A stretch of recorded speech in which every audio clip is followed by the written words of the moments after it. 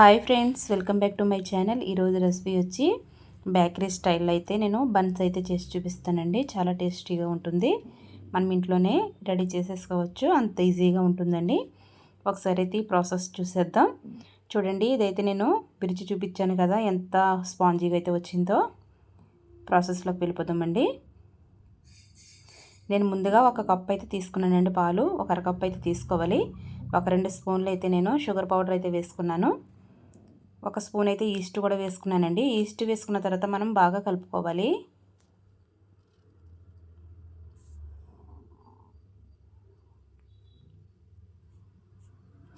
East అయితే మూత పెట్టేసి ఒక 10 నిమిషాలు అయితే మనం పక్కకు పెట్టేయాలండి. బాగా పొంగుతుంది. 10 నిమిషాల తర్వాత అయితే నేను ఒక కప్పు మైదా తీసుకున్నాను. ఒకసారి అయితే మనం జల్లించుకుందాము.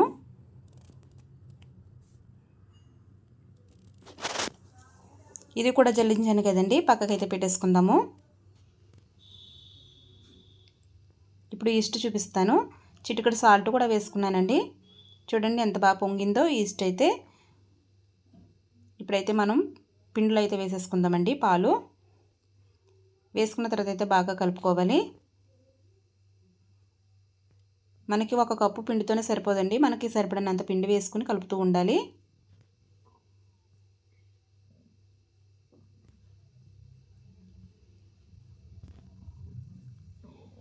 మధ్యలో అయితే మనం ఒక స్పూన్ నెయ్యి కూడా వేసుకుంటున్నానండి. నెయ్యి వేసుకుంటే ఫ్లేవర్ బాగుంటుంది. వేసుకుని అయితే మనం ఒక ముద్దలాగా అయితే కలుపుకోవాలి. చూడండి, ముద్దలాగా అయితే కలుపుకుని పక్కనైతే పెట్టుకున్నాను కదా.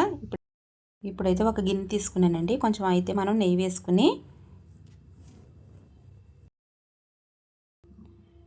నెయ్యి అంతా గిన్నెకి మనం అప్లై చేసుకోవాలి. మన పిండి ముద్దను అయితే దీంట్లో పెట్టుకోవాలండి. గిన్నెలో పెట్టి మనం మూత అయితే పెట్టేసుకోవాలి. ప్లేట్ గట్ట ఏమి వేయకూడదు. క్లాత్ అయితే మనం పైన వేసుకోవాలి. క్లాత్ వేస్తున్నాను చూడండి. ఒక 10 నిమిషాలు అయితే పిండిని నానేద్దాము. 10 నిమిషాల తర్వాత పిండి చూడండి ఎంత బాగా పొంగిందో. పిండిని అయితే తీసేసుకుంటున్నాను. ఇప్పుడైతే ఒక బల్ల మీద అయితే పెట్టుకున్నాను కదండి. ఇప్పుడైతే మనం కొంచెం కొంచెం పిండి వేసుకుంటూ బాగా కలుపుకోవాలండి. మనం పిండిని ఎంత బాగా అయితే కలుపుకుంటామో అంత బాగా వస్తాయి బన్స్. చూడండి, ఇవి అయితే 4 పార్ట్ల కింద కట్ చేసుకుంటున్నాను. ఇప్పుడు మనం చేయబోయేది 4 అయితే బన్స్ చేస్తున్నాం కదా. పైనుంచి కింద వైపు కడితే మడత పెట్టాలండి పిండిని. అలా మడత పెట్టి కొంతసేపు అయితే మనము బాల్స్ కింద అయితే రుద్దుకోవాలి. ప్రతి ఒక్కటి అలాగే చేసుకోవాలండి. ఒక ప్లేట్లోకి అయితే పెట్టుకున్నాను కదండి, ప్రతి ఒక్కటి అలాగే చేసుకోవాలి. అలా చేసుకుని మొత్తం అన్నీ పక్కన పెట్టేసుకున్నానండి. ఒక ఇడ్లీ ప్లేట్ని అయితే మనం తీసుకోవాలి. కొంచెం ఆయిల్ వేస్తున్నాను. ఆయిల్ అయితే మొత్తం అప్లై చేసుకోవాలి. మనం చేసుకున్న పిండి ముద్దలు అయితే దీంట్లో పెట్టాలండి. ఒక్కొక్క ముద్ద అయితే తీసుకొచ్చి దీంట్లో పెట్టుకోవాలి.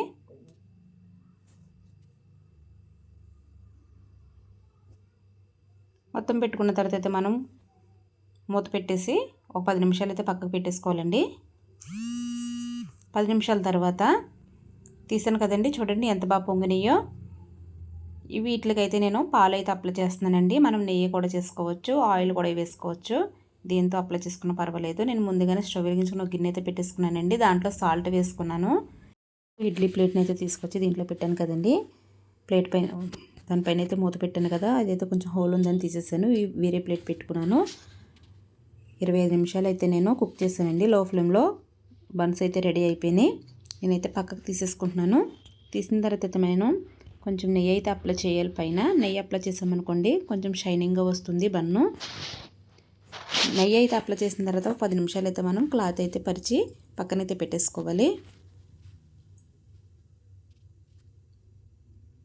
ఎవరైనా ఫస్ట్ టైం మన వీడియోలు చూస్తున్నారా, మన ఛానల్లోకి వెళ్ళి ఒకసారి చూడండి. మీకు నచ్చితే మన ఛానల్ కూడా సబ్స్క్రైబ్ చేసుకోండి.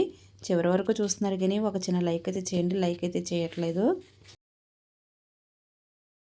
ఎలా అనిపించిందో మీరైతే నాకు కామెంట్ చేయండి. క్లాత్ అయితే కప్పేసాను కదండి. 10 నిమిషాల తర్వాత చూపిస్తాను. 10 నిమిషాల తర్వాత చూడండి బన్స్ అయితే ఎంత షైనింగ్గా వచ్చినాయో. చాలా టేస్టీగా కూడా ఉన్నాయండి. ఒకసారి అయితే ఇలా ట్రై చేసి చూడండి. వీడియో మీకు నచ్చుతుంది అనుకుంటున్నాను. చివరి వరకు చూస్తే మాత్రం ఒక చిన్న లైక్ అయితే చేయండి. మళ్ళీ మంచి రెసిపీతో కలుస్తాను. Bye friends.